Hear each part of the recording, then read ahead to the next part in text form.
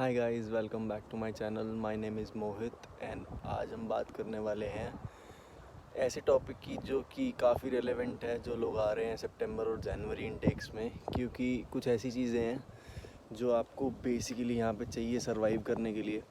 And आज मैं उसके बारे में डिस्कस करने वाला हूँ एंड बताने वाला हूँ कि आप वो आके ज़रूर करना और जितना जल्दी हो सके उतना जल्दी करना। जब मैं बोलता हूँ कि सरवाइव करने के लिए, आई डोंट मीन कि लाइफ से सरवाइव करने के लिए, आई मीन कि यूके में सरवाइव करने के लिए जो चीज़ बेसिक नीड्स होती हैं डे टू डे चीज़ की, उसको आप स्मूथली कर सको। क्योंकि जब आप नए आते हो आपको पता नहीं होता कोई चीज़ क्या करनी होती है, कब करनी होती है। सो ये चीज़ आप नोट डाउन कर लेना, चाहे वीडियो सेव करके रख लेना अपने पास, जब भी आप आओ ये ज़रूर करना। तो स्टार्ट करते हैं वीडियो। जैसे ही आप यूके में लैंड करते हो, आपको सबसे पहला काम, जब आप अपनी अकोमोडेशन पे पहुंच जाते हो, आपको सबसे पहला काम ये करना है कि आपको HMRC का ऑनलाइन नंबर निकाल के वहाँ पे आपको NI नंबर के लिए रजिस्टर करना है। जैसे ही आप NI नंबर के लिए रजिस्टर करते हो, आपके पास एक रेफरेंस नंबर भी आ जाता है। सो आप उस रेफरेंस नंबर से सबसे पहले तो आप जॉब कर सकते हो कोई भी, जब भी आपको कुछ भी चाहिए हो। सो वो रेफरेंस नंबर चाहिए होगा आपको। अगर आप अपना NI नंबर ही अप्लाई नहीं करते सो वो चीज़ें डिले कर सकता है। NI नंबर अगर आपको नहीं पता क्या होता है, तो NI number is like India में जैसे पैन कार्ड होता है, ऐसे यहाँ पे NI नंबर होता है, जो आपको हर लीगल जॉब के लिए रजिस्टर करने के लिए चाहिए होगा। And that will record your 20 hour limit as well. So वो NI नंबर आने में थोड़ा टाइम लगता है, बट उस नंबर से पहले आपको एक वो मिल जाता है, क्या कहते हैं, रेफरेंस नंबर। सो आप वो ले सकते हो एंड रेफरेंस नंबर से आप जॉब स्टार्ट कर सकते हो देन एंड देयर।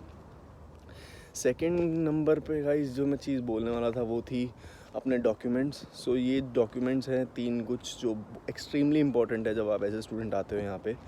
फर्स्ट है आपका स्टेटस लेटर, सेकंड है आपका काउंसिल लेटर एंड थर्ड है आपका नॉर्मल स्टूडेंट आईडी। सो ये 3 डॉक्यूमेंट्स आपको यूनी से मिलते हैं। स्टूडेंट आईडी तो आपके पोस्ट बाय पोस्ट आता है या यूनी से कलेक्ट करना होता है, डिपेंड्स। बट आपको स्टूडेंट जो आपकी यूनिवर्सिटी की ऐप है उस पर भी डाउनलोड हो सकते हैं, डिपेंड्स आप कौन सी यूनी में आ रहे हो। सो जो स्टेटस लेटर है और काउंसिल लेटर है ये आपको अपनी टीनेंसी को देना पड़ता है, इसीलिए ये बहुत ज़रूरी है। स्पेशली अगर आप बैंक अकाउंट भी खुलवाने जा रहे हो तो आपको स्टेटस लेटर चाहिए।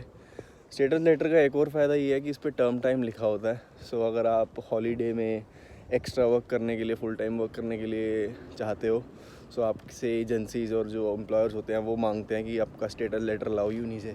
सो आपके पास अगर पहले से होगा वो तो आप शो कर सकते हो, उस पर आपका टर्म टाइम लिखा होता है। सो जो टर्म टाइम लिखा है उसके अलावा जो भी टाइम है वो आपका हॉलीडे काउंट होता है और आप उसमें फुल टाइम काम कर सकते हो।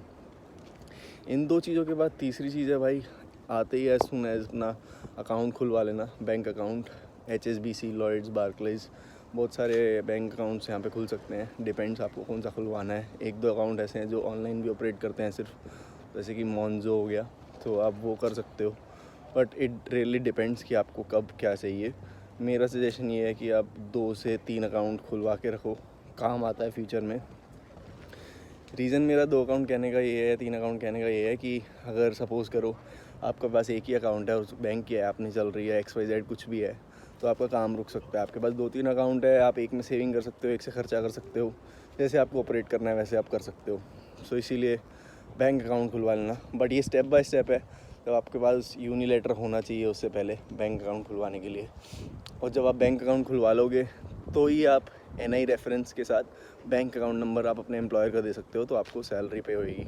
सो ये चीज़ें काफ़ी इंटरलिंक्ड है आपस में, तो इस चीज़ को आप ध्यान रखना। इसके बाद आता है भाई BRP कलेक्ट करना। तो ये डिपेंड्स है आपके एजेंट ने कहाँ कलेक्ट करने को बोला है, कि PRP यूनिवर्सिटी में आएगा या आप खुद कलेक्ट करोगे। अगर खुद कलेक्ट कर रहे हो तो आपके नियर बाई किसी पोस्ट ऑफिस में आएगा। पोस्ट ऑफिस क्या, तो हाई स्ट्रीट में, मॉल में हो सकता है या सेपरेट हो सकता है। तो वो आपके पास उस पर लेटर पे लिखा होगा वीज़ा वाले, उस पर देख लेना एड्रेस। अगर खुद कलेक्ट कर रहे हो तो एज सुन एज़ पॉसिबल चले जाओ, अब तो कोई क्वारंटीन वगैरह है नहीं। एंड अगर यूनी में आ रहा है तो आप यूनी से इंक्वायर करो, क्योंकि BRP is like a main identity card, like Aadhaar card of India. So वो चीज़ आप ध्यान रखना। जब ये सब कॉम्बिनेशन हो जाएगा आपके पास, status letter, BRP and bank account number, ये तीनों से आप जॉब कर सकते हो।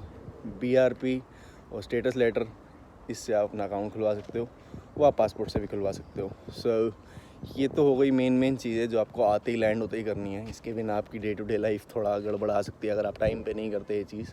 इसके अलावा लॉन्ग टर्म में गाइस आते ही जैसे आपको 6 महीने हो जाए तो आप अपना प्रोविजनल लाइसेंस अप्लाई कर लेना। प्रोविजनल लाइसेंस होता है like a learner licence of UK, but वो वैलिड होता है 10 साल के लिए, नॉट लाइक इंडिया कि आपको 6 महीने होता है।